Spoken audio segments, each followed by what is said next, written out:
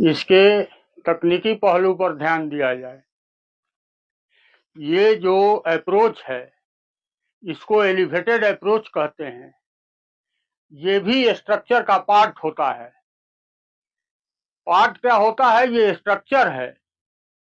Engineer ने गुमराह करके हमारे जिलाधिकारी से कहवा दिया कि ये स्ट्रक्चर सुरक्षित है, स्ट्रक्चर का पार्ट नहीं है। जबकि मैं आग्रह करूंगा जिलाधिकारी महोदया से वह एआई और गूगल पर सर्च कर ले कि एलिवेटेड अप्रोच आरओबी का स्ट्रक्चरल पार्ट होता है कि नहीं हो पाता है। एक चीज, इसकी तकनीकी पक्ष को देखी जाए। कोई भी प्राकलन बनने के पहले उसका बार बेंडिंग शेड्यूल, छड़ किस तरह बांधा जाएगा, किस एमएम का रहेगा, ये एग्जीक्यूटिव इंजीनियर के स्तर से एसी डिजाइन तक भेजा जाता है और एसी डिजाइन उसको अप्रूव करते हैं, तब जाकर के वह काम होता है। तो जैसा कि इसमें दिखाई दे रहा है कि एक 16 एमएम का रॉड के बाद एक 10 एमएम का रॉड, उसके बाद फिर 12 एमएम का रॉड, फिर बीच में 8 एमएम का रॉड, ये हरगिज नहीं हो सकता है। दूसरी बात, एक छड़ से दूसरे छड़ की दूरी centre to centre thumb rule के अनुसार 4 इंच की ही होती है, जबकि इसकी दूरी कहीं कहीं 6 इंच, कहीं कहीं 7 इंच है। यह भी संभव नहीं है। तीसरी बात, इसमें मेन बार और डिस्ट्रीब्यूशन बार दोनों में 8 एमएम और 10 एमएम का उपयोग किया गया है। इस पाथवे पर, इस ब्रिज से heavy vehicle, loaded vehicle 50 ton के वाहनों का परिचालन होता है। तो इसके लिए यह डिजाइन किसी भी कीमत पर स्वीकार्य नहीं है और मुझे उम्मीद भी नहीं है कि इस पुल को देखते हुए अधीक्षण अभियंता ने इस डिजाइन को मंजूरी दी होगी। ठेकेदार और संवेदक द्वारा यहाँ मानक का अनदेखी किया गया है केवल पैसा लूटने के लिए। ये संभव नहीं है। जिलाधिकारी महोदया इसका बार बेंडिंग शेड्यूल मंगाए। दूसरी बात, इसकी तकनीकी पक्ष, निश्चित रूप से ये एक्सपेंशन गैप जो होता है, एक्सपेंशन गैप से टूटना प्रारंभ हुआ है या धंसना प्रारंभ हुआ है। एक एक्सपेंशन गैप से जो भी छड़ निकलते हैं वह दूसरे एक्सपेंशन गैप के रोड से डाया गुणे 50 के आधार पर उनका जोड़ होता है। जैसे इसको देखिए, आप इसको देखिए, वहां से ये एक्सपेंशन गैप का रोड है, केवल इसमें एक 6 इंची का टुकड़ा काट करके इसको लोड ऐड कर दिया गया। ये नहीं होता है। ये लेप लेंथ 50 डाया गुणे 50 होता है। अगर 16 एमएम का रोड है या 15 एमएम का रोड है तो ये 5 मीटर लंबाई तक इस पर चढ़ा करके इसको जोड़ना है। ये थंब रूल है। ये हमारे यहाँ के इंजीनियर भी जानते हैं। सबसे बड़ी बात है, आज बिहार राज्य पुल निर्माण निगम के अभियंताओं ने अपनी गर्दन और साख बचाने के लिए केवल इस संवेदक पर एफआईआर किया है, और वह भी एक मामूली एफआईआर, जिसमें उन्होंने बताया है कि इससे जान माल की क्षति की संभावना है। मैं ये पूछना चाहता हूं, उस एफआईआर में ऐड क्यों नहीं हुआ कि मानक की अनदेखी हुई है पुल पर। बिहार पीडब्ल्यूडी कोड कहता है कि जब भी आरसीसी का ढलाई होगा तो वहां सहायक अभियंता स्तर के पदाधिकारी मौजूद रहेंगे। तो क्या यहाँ ढलाई के वक्त, इतना इंपॉर्टेंट संरचना के ढलाई के वक्त सहायक अभियंता मौजूद नहीं थे, कनीय अभियंता मौजूद नहीं थे? अगर वे मौजूद नहीं थे तो क्यों, और अगर मौजूद थे तो मानक के विपरीत इस तरह का काम करने की इजाजत उसको क्यों दी? ये का भी इस्तेमाल किया गया।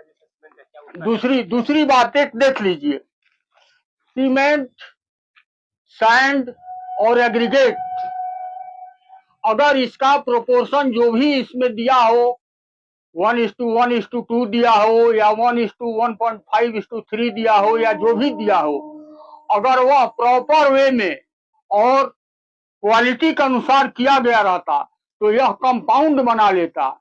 आप देखे होंगे एनएच पर कहीं कहीं रोड तोड़ा जाता है, इतना बड़ा बड़ा धक्का निकलता है उस तोड़े हुए का।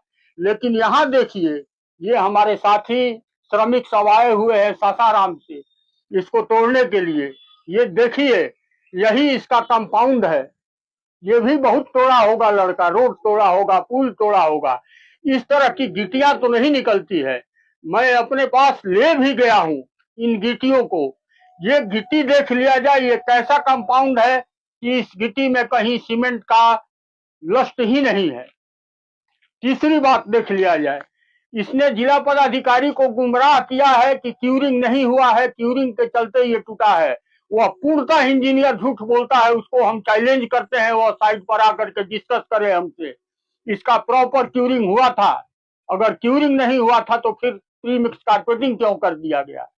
ये झूठ मूठ का बहाना बना रहा है कि आनंद फानन में इसका उद्घाटन करना पड़ा। ये पूर्णतः झूठ बात है, ऐसा कुछ नहीं था। इसको प्रॉपर वे में क्यूरिंग का समय भी मिला है, हर चीज मिला है।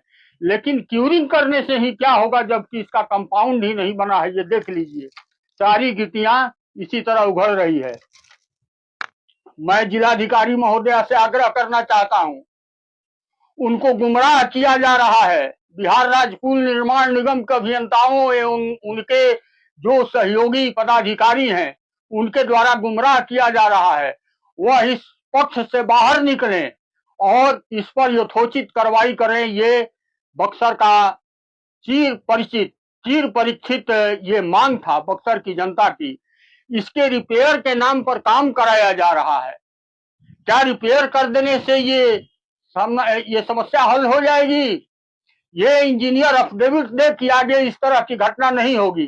क्या जाने इसी तरह छड़ आगे भी बांधा गया हो, क्या जाने इसी तरह का कंपाउंड से इसका निर्माण आगे भी किया गया हो।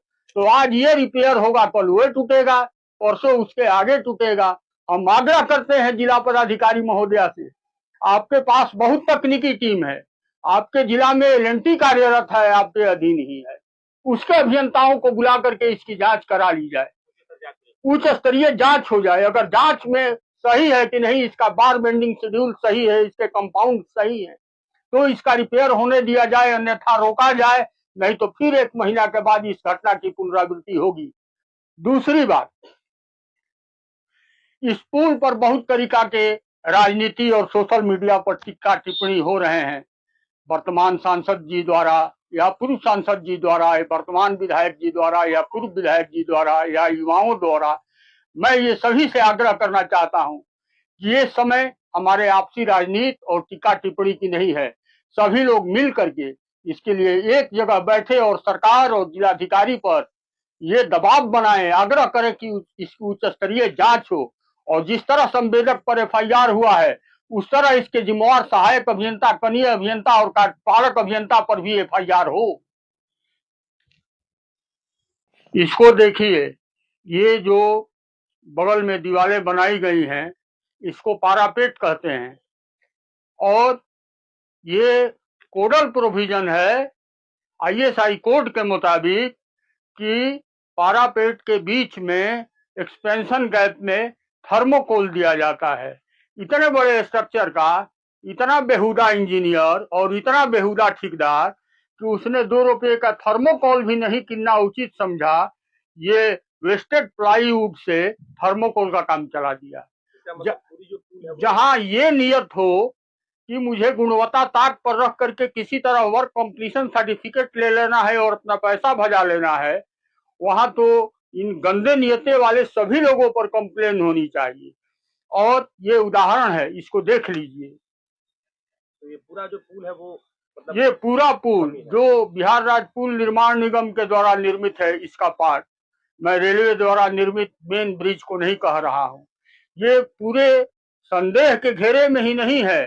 इसकी चोरी जग जाहिर हुई है इसमें, और इस पर कार्रवाई हुई हो। इसकी हिमाकत तो देखिए कि इसने पब्लिक को तो चूतिया बनाया ही, इसने बक्सर के जिला पदाधिकारी को भी गलत इंफॉर्मेशन दिया। जिलाधिकारी महोदया को तो एक इस पर यह भी एफआईआर होना चाहिए कि इसके इंजीनियरों ने गलत इन्फॉर्म किया जिलाधिकारी को, जिसके चलते आज उन पर जिलाधिकारी पर प्रश्न चिन्ह उठ रहे हैं। उसका कोई दोष नहीं है, लेकिन इसके गुमराह करने पर उसने वैसा स्टेटमेंट दे दिया है। क्या पते हो? पप्पू पांडे नाम हुआ और बक्सर डिस्ट्रिक्ट इंटक के लेबर यूनियन के अध्यक्ष।